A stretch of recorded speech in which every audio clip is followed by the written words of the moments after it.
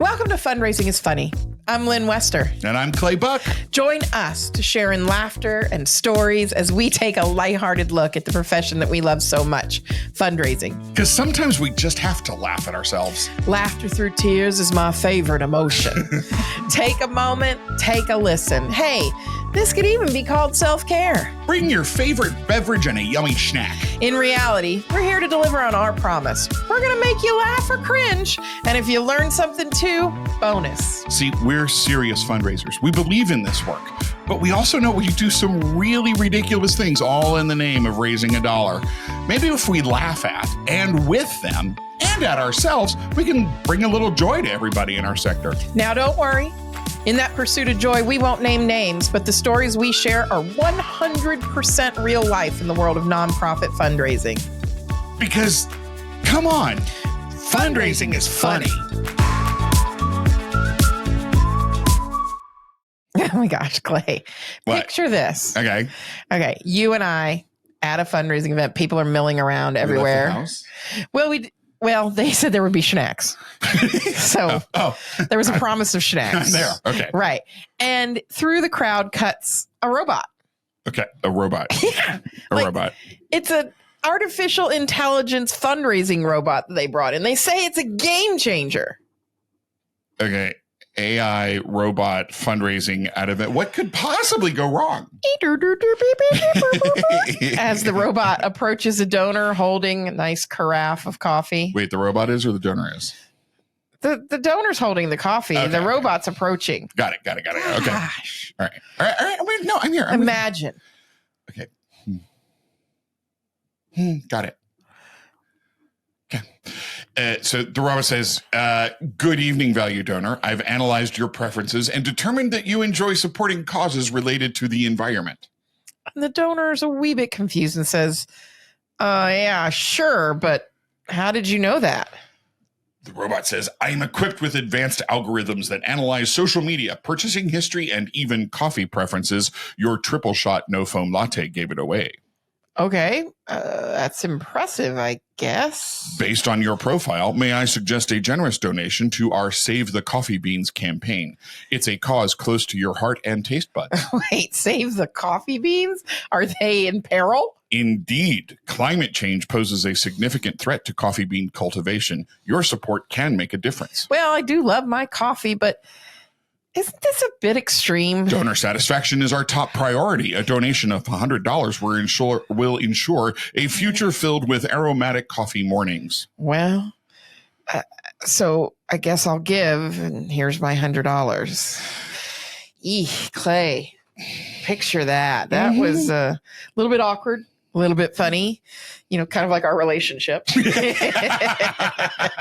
But, the robot's got some fundraising skills. Yeah, but imagine if it mistook someone's love for cats and started a campaign to save the coffee drinking cats of the world. Well, that's what Hold on, we might be onto something. Caffeinated cats to knock more stuff off shelves, right?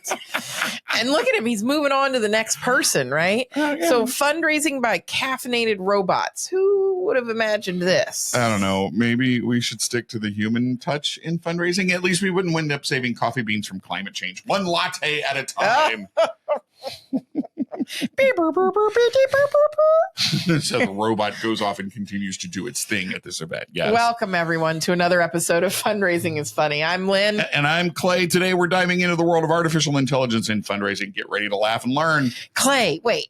AI and fundraising sounds like something out of a sci-fi comedy movie. It does. But like trust me. Tim the Toolman Taylor's going to show up. Trust me, fundraising has gone high tech. Well, color me intrigued. How can AI possibly help with fundraising? Well, so just like you said, imagine this with the event. Picture this.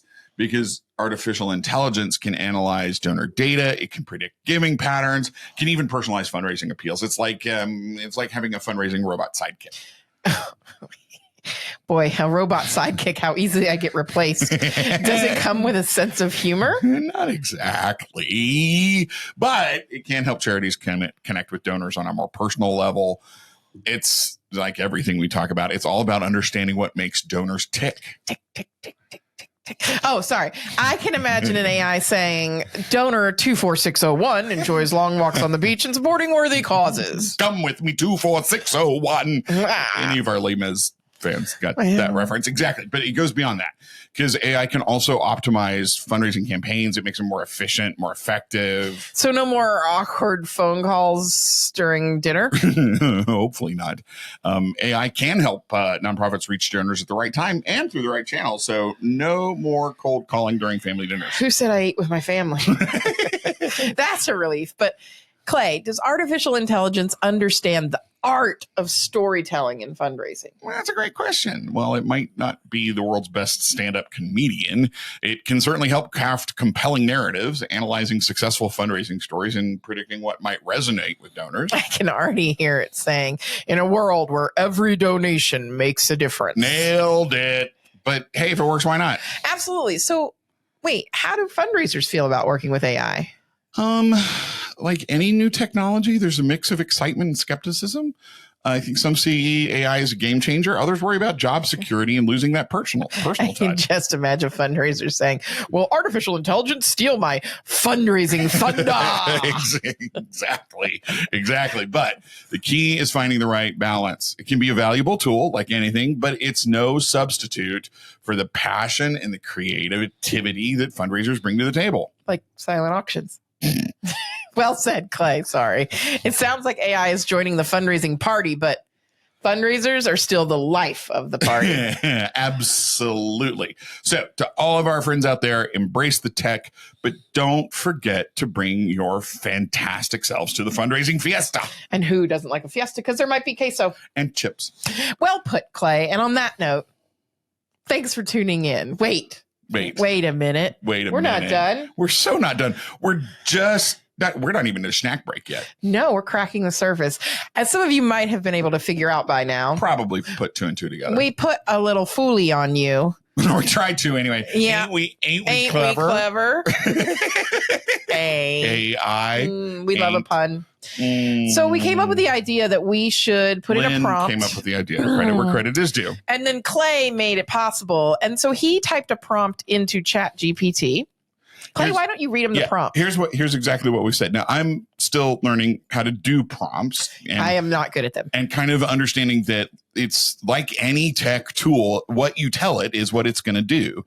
So I'm trying to get better at how we prompt it. But anyway, the prompt that I put in was, we host a podcast called Fundraising is Funny. Our focus is creating a funny community, pointing out the foibles. I choked. I don't know, whatever, right? Foibles in the fundraising profession. Can you write a script for a 10-minute podcast episode called Fundraising is Funny that focuses on using artificial intelligence in fundraising? The script is for two people named Lynn and Clay, which it did. It produced a script. We did it once, and when we did it the first time, it came out at like 5 or 6 minutes. So then we did it again, and I think we were closer to like 7 or 8. So it wasn't a full 10 minutes. Yeah. But then we did come back in because it gave us the script. But we came back in, and the second prompt was, can you also create a very, very funny story or anecdote about using AI in fundraising that shows how it could have a negative or unintended impact? Hence caffeinated cats. And so that whole robot story that we started with is not ours. It's not ours. It's what AI came up with. And I got to be honest, Lynn, I mean, you and I, we saw the script come through and we skimmed it and read it. There's some actually not undecent stuff in there. Undecent. There's some nugs. There's some nugs in there. There's some nuggets in there that I would be totally comfortable lifting out and kind of. ChatGPT seems to be a little more self-aware than some of the fundraisers I know. I mean, it had, but I mean, the whole scenario that it put the robot in. Yeah, I could see that. It was a relatively decent dialogue. I mean, the first part of it was. It was so bad. And you guys, we're going to put the script in the show notes. In the show notes, because you should read the words that give it prompts. Like it's like confused, right? Proudly, persistently. It gave us coaching notes. It didn't give me the ad libs. Those are all mine, people. So we did not ad lib too much, though. No, I tried not to. We really didn't go off script too much. It's really hard. But like where it says the robot says, donor satisfaction is our top priority. Which we'd never say, right? No. I don't know that I'd ever use the phrase, it's a cause close to your heart and taste buds, but in the right context. Oh, come on. In the right context, you totally kind of could. Cute. Also, this is a robot trying to be funny. Right. Yeah, exactly. I know people that aren't that funny. So. It's a little tongue in cheek. A donation of $100 will ensure a future filled with aromatic coffee mornings. But I mean, it has the sense to know that coffee has a certain smell. And well, as a coffee drinker, and I'm honestly, not. I resonated with that sentence. And I swear, it's a good way of phrasing a fundraising offer, because inherent is the risk of loss. It also has the sensory involved, right? Yeah. With smell. And I feel like Folgers might, the best part of waking up is Folgers in your cup. Speaking of cups. Yes. Can we have a snack break? I think we need What do you think AI would say that our snack should be? Oh, you know what we're going to do at snack break? Oh, what about a schninim roll? A schninim roll or a synonym roll, like grammar used to make? Yes. What would be our snack? We're gonna find out. We'll find out, and we'll tell you after the break. All right, we're back. We're folks. back. All right. This is actually not bad. Is working for us. If this is what we had intended. So Clay popped in, and some of these answers are making me giggle. It says, what would be a good snack for a podcast called Fundraising is Funny? Because we figure it doesn't know the word snack. Right. Yeah. And it says, choosing a snack for the podcast called Fundraising is Funny involves considering a few factors. Such as the theme of the podcast and the overall vibe. We're vibing, Lynn. I am so old and I cannot, it's a vibe. I'm too old for that. It's a whole mood. Since the podcast involves fundraising, you might want to incorporate snacks that are both enjoyable and relevant to the context. Here are some fun and fitting snack ideas. Give them one. Customized cookies. Consider ordering or baking cookies shaped like fundraising items, such as dollar signs, charity logos, or fundraising thermometers. Wow. I mean, that's what I'm known for. Dollar signs. Right. I'm going to get it. Let me pull out the royal icing and create a fundraising thermometer cookie. Number 2, money-themed candy. Choose candies that resemble coins or bills. So Gelt. Hanukkah. Yeah. Okay. So, DIY trail mix. Create a trail mix with a mix of sweet and salty ingredients. Include items like chocolate coins, nuts, and pretzels. You can even label it as fundraising fuel. Okay, we might have fundraising fuel. Not bad. That's really not I bad. like this one. Cupcakes with edible toppers as opposed to inedible toppers. Decorate cupcakes with edible images related to fundraising, like images of charity events, so a bunch of old people standing around a buffet, donation boxes, or a photo of a fundraising success story. Here's your cupcake impact report. Oh my God. But this is where, ChatGPT needs some help, because how do I do a photo of a fundraising success story? Right. You could also make fortune cookies. We got to be careful there, ChatGPT. We don't want some cultural appropriation. Right. Chocolate covered pretzel rods. Dip pretzel rods. This is my favorite. Right. Consider adding edible gold dust. Now, listen, though. Can you not hear? I hear a volunteer. Some committer member. I hear a committee member going, yes, we should dip pretzel rods in gold dust. And suddenly the entire fundraising staff is covered in gold dust. And devil's snot. And we blow our whole fundraising budget on edible gold. But wait, what if one of your donors eats the edible gold rods and has an allergic breakout at the event? What if we dipped pretzel rods in potpourri? Hey, now wait a minute. Going back to previous episodes. Okay, but my favorite is number 8. Yes.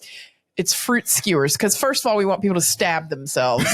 First of all, if you're having an event, please don't have anything on a skewer. No. Especially if it's past handheld No one stuff. needs skewers. Second of all, it says create fruit skewers with colorful fruits as opposed to beige fruits, so no bananas, to represent the colors of currency. For Green example, grapes for dollar bills and orange slices for coins. So I would assume that this only happens in America, because in other worlds, currency is the rainbow. Well, think about our colleagues in Canada. Like if you did fruit skewers representing, there would be some really color, and they say eat the rainbow. So. Well, remember, it says to consider any dietary restrictions or preferences your podcast guests or audiences might have. Ultimately, the goal is to enhance the podcast experience with a snack that complements the theme and adds a touch of humor and enjoyment. Which it has. I'm going to give it credit for getting the concept of. But edible money gummies? Okay. Well, depending on the state you live in. So here's the thing. We did the prompt for the script, right? And the start of the episode, which we decided to go ahead and do. And I don't know if you followed along and went, A, what the hell are they talking about? Or B, maybe we were just good enough actors that you went, oh, what are they? Yeah, okay. Right. And like we fooled you and you didn't realize it was Chat, or maybe you picked up that it was ChatGPT right from the start. Doesn't matter. The point is, it's here. It's here. And we're all having discussions about it. And we're all talking about it. And it's okay to not be like 100% on board saying, let's have AI do everything. Honestly, I'm a early tech adopter. I love tech. I've worked with tech companies for a long time. And when an article came out and it said, have AI replace all of your mundane daily tasks like thanking donors. I was on a webinar / discussion where somebody said, and just think you could use ChatGPT or AI and replace your expensive copywriting consultant. And I was like, well, that's to which I did career. Reply, well, as a copywriting consultant, as a person who does gratitude for a living, I'm like, it's not a mundane task. And if you think that, you're wrong. Right. And so it's a tool. It's a tool in our toolbox.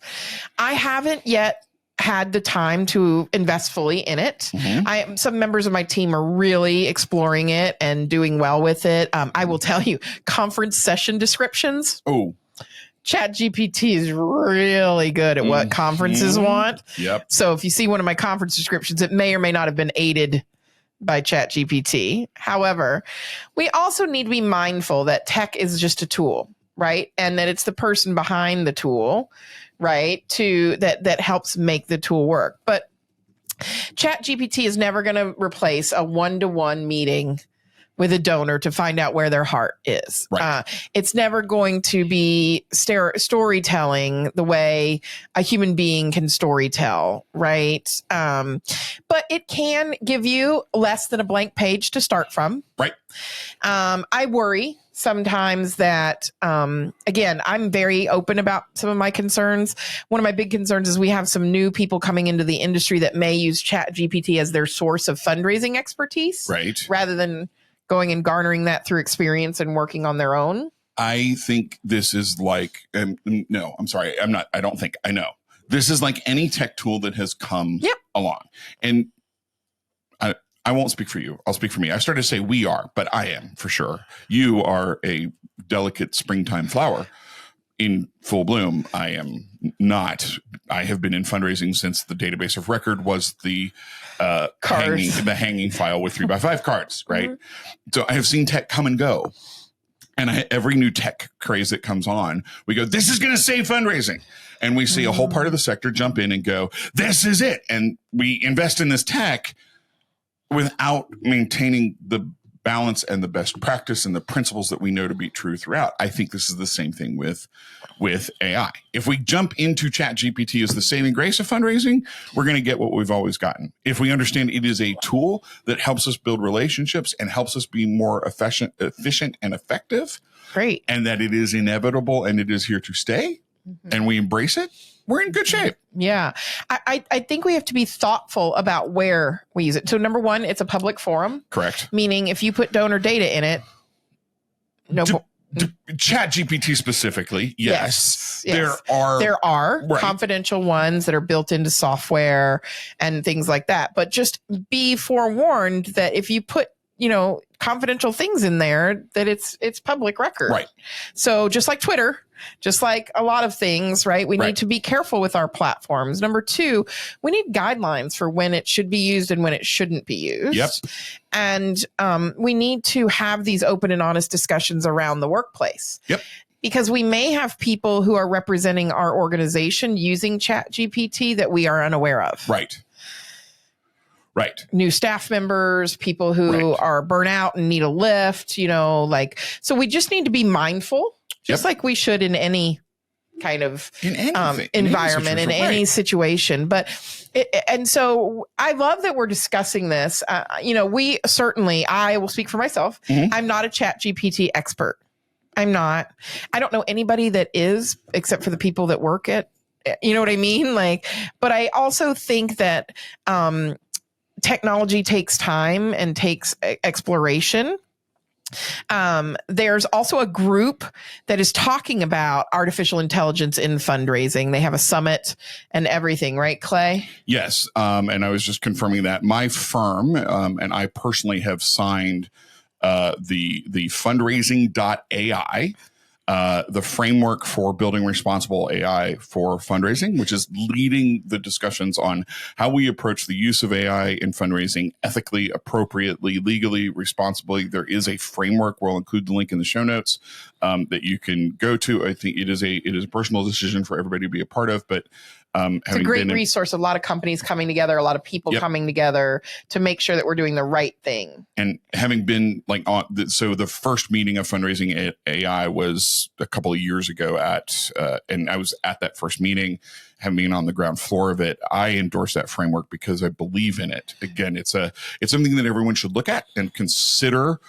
Again, how we approach this and how we build this tech, because the flip side is, and to me, this is kind of the punchline of where we are with this. Like any technology, it is both good and has issues. Yep. We have to understand the world that we live in today is built on algorithms. Yeah. And it is built on the internet and the web and AI. And all of those systems were built on inherent biases within the data. Because they were built by humans. Because they were built by humans. And as we approach it, we have to understand there are biases and there are issues. And if we are going to uphold core principles and basic practice, we need to be aware of them. We need to use it appropriately, responsibly, and ethically. And there is no easy button. No, not for fundraising. There is no single easy button. And what someone may look at as a mundane task, another person looks at as the key to fundraising success. I will, at least for me, wrap up on personally. I'm acknowledging this. My greatest fear for 30 years has been blank page. I have what I call blinking cursor syndrome. I can have studied and read and have notes and interviews and have piles of information on developing an appeal or a case for support or an impact report or whatever it is. And I sit there with that blank screen and that blinking cursor, and I don't know how to start. And my ADHD kicks in, and I do 20 other things before I will write the first sentence. Gotcha. AI has helped me break through that. That's wonderful. It gives me a prompt to at least get me started. That's how I use it. I love that. Everybody's using it different ways. Embrace it, find it, and do so responsibly and ethically. Yeah? Yeah. And go to fundraisingisfunny.com. We'll link you to some resources. Our friend Chirian is in that space. We have others that are in that space. And ask us any questions you want. Even you can AI generate some questions for us. We can answer them. Wouldn't that be fun? Exactly. We're grateful to each and every one of you. And that is sincere from both of us. And nobody wrote that one. Nobody had to write no robot. No. Yep. Thanks, everybody. Have a great day. We'll see you next time. Okay. Okay. Okay.